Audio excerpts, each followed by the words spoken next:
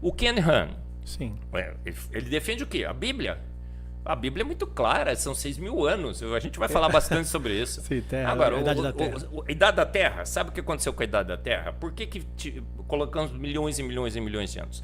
Todos os hebraístas, todos os cristãos, a nossa fé toda, até Darwin, ela foi criacionista de universo e de terra jovem, certo ou errado? É verdade. É verdade. Quanto é que a gente se corrompeu? Em 1859. Quanto que a gente se perdeu? Em 1859. Sabe por que nós fizemos esse compromisso com os milhões e milhões de anos? Porque a gente quis salvar a Bíblia. Olha, nos convencemos que Darwin estava certo. Nos convencemos que o Big Bang estava certo. E olha, o Big Bang é uma teoria muito boa, porque foi um padre que sugeriu. Outro dia alguém estava tentando me convencer com esse argumento, né? É mesmo? Eu não quero nem saber se foi padre, se foi herege, se foi um louco qualquer. Eu quero saber se a teoria é boa ou não, né? Ela é péssima, tá? Aí, olha, mas Marcos, teve um início, então Deus deu a partida. Ele deu a partida, sim, mas não foi com uma grande explosão que ao longo de milhões e milhões de anos. Então nós temos nessa história do evolucionismo da Terra Antiga, certo, da Terra Antiga, uma tentativa que nós fizemos para salvar a Bíblia, porque a gente se convenceu dessas teorias e Tales, a gente lia lá e falava assim, cara, é 6.000 anos que a Bíblia está falando. Olha só, o Yom é dia de 24 horas. Rapaz, a Bíblia perdeu. Ah, mas vamos dar um jeitinho. Aí tentou harmonizar a Bíblia vamos com tentar falar os que o milhões de Yom anos. é eras. Vamos tentar falar que Deus escolheu um casal de hominídeo lá e soprou nele o fôlego da vida. E aí a gente salva a Bíblia. Olha só, gente, tentaram salvar a Bíblia. Agora, a Bíblia precisa de salvação, Thales? Não, ela é infalível. Gente, a Bíblia inerrante, precisa de salvação. A Bíblia não precisa de salvação. Quando você tenta salvar a Bíblia, o que você faz? Você quebra a cara. É. A Bíblia, o que Deus fez? Falou, cara, espera, vou dar trela para esse pessoal. Agora, o que nós descobrimos hoje? Como é que fica agora? Todo mundo que começou a falar que Yom era eras e a palavra em si, a etimologia da palavra pode se tornar época tal, mas no contexto eu acredito que seja 24 horas também. Eu estava falando sobre Yom ontem num podcast.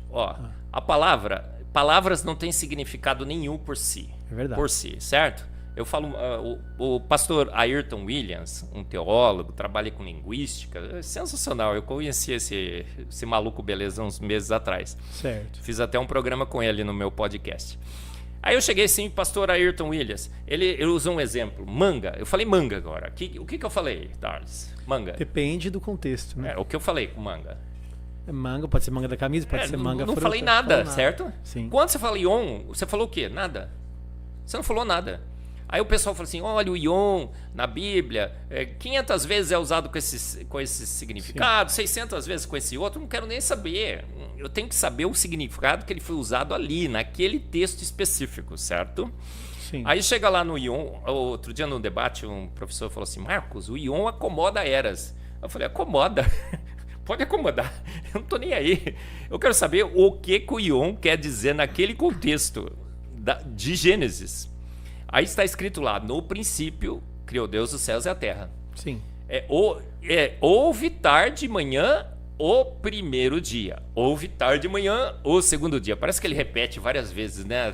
A exaustão. O Yom vem acompanhado de quando o tarde Yom de manhã vem acompanhado do o primeiro dia, né? O pronome, né? Cardeal, numeral. E tarde de manhã, não há dúvida nenhuma, absolutamente nenhuma, que quer dizer um dia de 24 horas. Olha, eras.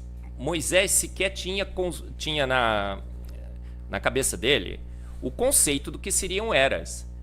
Então, a linguagem é uma transmissão entre o sender e o receiver, né? É o que manda e o que recebe. É um código, tem que ter uma convenção. Quando os índios faziam aqueles sinais de fumaça lá, só os índios entendiam. Por quê? Porque o que mandava e o que recebia, os dois conheciam o código. Ninguém mais, certo? Os cowboys ficavam vendo lá, ficavam tentando interpretar, lembra? Dos filmes de cowboy? Sim. Então, veja bem, um escritor que não tem nenhuma ideia do que seria eras, está escrevendo Ion para um povo que não tinha a menor ideia do que seriam eras. Eles conheciam dias de 24 horas. Então, como que você pode dizer que aquilo lá acomoda eras? Absolutamente não. É um dia de 24 horas. A Bíblia é muito clara. É dia de 24 horas. Eu vou engrossar o caldo. Aí tem, por exemplo, Moisés mesmo, no Salmo, né? Diz que um dia é como 1000 anos, né? E aí vão usar esse termo. É o pior argumento possível. Esse é o mais... um dia para Deus... É como 1000 anos. E 1000 anos? Como um dia. Gente, se você usa esse argumento, rapaz, esquece. Veja bem. Em que contexto essa passagem foi escrita? Estava falando sobre a idade da Terra? Sobre a criação do mundo? Não. Me diga. Não. Qual foi o contexto? Um contexto de brevidade da vida. Não, sobre a volta de Jesus. Que Jesus estava demorando para voltar. E quando ele falou assim, olha, 1000 anos para Deus é um dia 1000 anos. Está falando que Deus é longânimo. É uma figura de linguagem absolutamente clara que está sendo usada num contexto extremamente bem estabelecido. Está dizendo, olha, Deus é longânimo, ele não se apressa. Só isso, é a única interpretação que você pode ter para esse 1000 anos, é um dia de... Ele está fora assim, do tempo. Só para a gente engrossar aqui de novo. E então essa daí ninguém pode usar, e tá? a teoria da lacuna, né? De Gênesis de 1 para 2, o que você fala? Aí, essa é o desespero do desespero do desespero. Levantaram um tapete e jogaram tudo lá. Veja bem, a teoria da lacuna.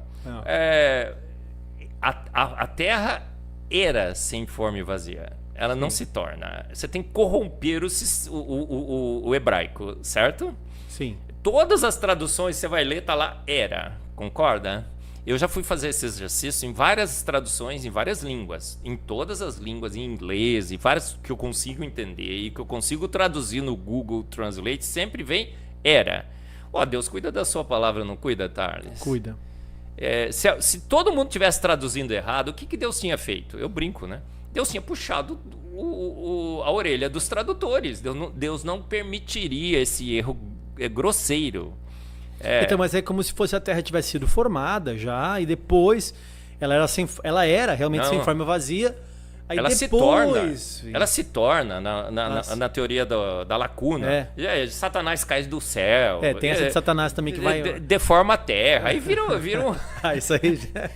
Aí eu conheço como a hermenêutica Thundercats, que é a visão além do alcance, né? A minha visão da leitura da Bíblia é assim: a Bíblia é a autoridade final. Deus cuida da sua palavra. Eu aprendi com minha professorinha da IBD, tá? Se eu estiver errado, você vai ter que pegar a minha professorinha da IBD. E ela sempre me ensinou assim. E a Bíblia tem que ser lida pela palavra. Ela tem que falar. Você não pode entrar com preconceitos e pré-definições. E é muito claro, o texto de Gênesis fala assim, olha, em 6 dias criou Deus os céus, a terra e o mar e tudo que neles há. Os céus, a terra, é merismo isso, é a construção em hebraico. Os céus, a terra e o mar e tudo que neles há, ele criou em 6 dias. O Gênesis 1:1 para Gênesis 1:2 tem uma lacuna ali? Não tem. Se tivesse uma lacuna, Deus fala assim, parei e esperei. Depois de milhões e milhões de anos, voltei. A Bíblia é clara, ela está contando a história. Ela é técnica, clara, consistente, coerente. Essa lacuna foi colocada ali, o Ion tá bom, tudo bem, dia, mas então vamos colocar uma lacuna aqui, porque a gente joga os milhões de anos de novo dentro da Bíblia, é tudo tentando colocar teorias de homens. Agora, o que nós descobrimos hoje? Não tem como mais você sustentar uma Terra em um universo antigo. O James Webb mostrou claramente que o universo é jovem, Thales. Todo mundo que defendia Terra Velha e Universo Velho quebrou a cara com as fotos do James Webb. Tem conversa aí, a gente tem todo mundo que defendia que a vida era antiga na Terra, que Deus escolheu aquele casalzinho e soprou fôlego na vida. A Eva mitocondrial, que a Rogéria vem defender aqui, sim. O João Paulo também defende brilhantemente. O que acontece? Mostrou que estamos na Terra há 6.000 anos. Viemos da mesma mulher. Então, mas não tem nenhuma evidência. Você, como cientista, você foi evolucionista. Sim.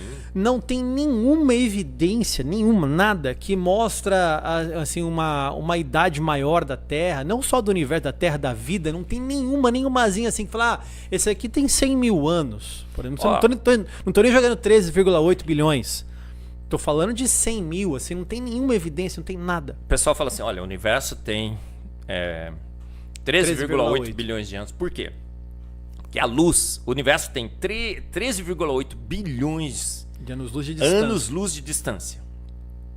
Para a luz da estrela mais distante, então, chegar aqui, teria supostamente demorado 13,8 bilhões de anos. Você faz uma continha com uma equação física, como alguns físicos às vezes vêm para cima de mim tentando me convencer com uma equação, olha, tá vendo essa fórmula aqui? Você chega que o universo teria 13,8 bilhões de anos, certo?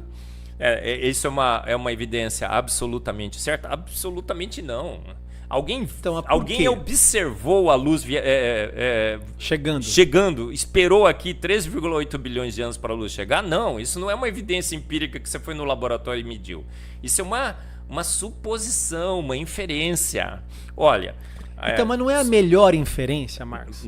Assim, não sei se é. Sim, esse era o grande paradoxo que a gente tinha que enfrentar. Como que uma luz de 13,8 de distância de anos-luz teria chegado aqui no universo jovem, certo? Sim. Concordo.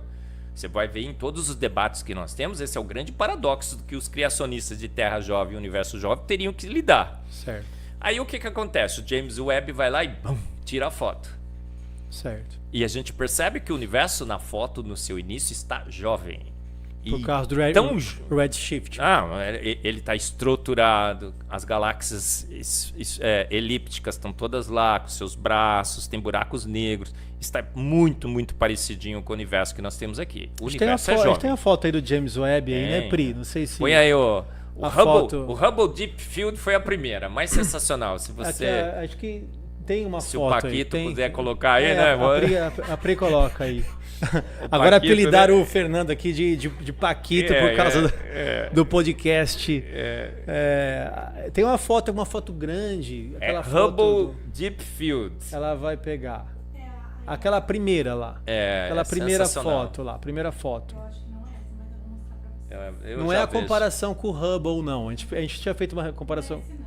Não, essa é do... Essa aí é de uma nebulosa. Aquela que tinha umas galáxias. Hubble tudo galáxia. Deep é D-E-E...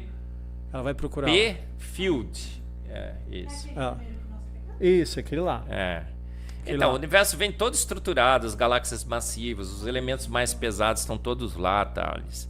Então não tem como. Foi um pânico, foi um desespero. E o pior é que cada vez que passa, as evidências que chegam... Porque agora o James Webb está com mais calma, tirando foto, o pessoal está analisando. Eles estão vendo toda a parte de espectroscopia da luz. Determinaram a presença de ferro nessas galáxias primordiais.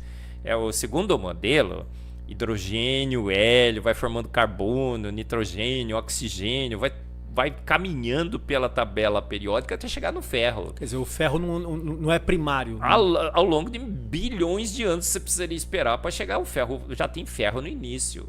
O James Webb e o Hubble mostraram que o universo foi feito pronto. Ele aparece pronto. E não é só eu que falo. Você entra no YouTube e coloca lá, você vê vários sites naturalistas e fala assim, nossa, o universo foi feito pronto. O universo foi feito pronto.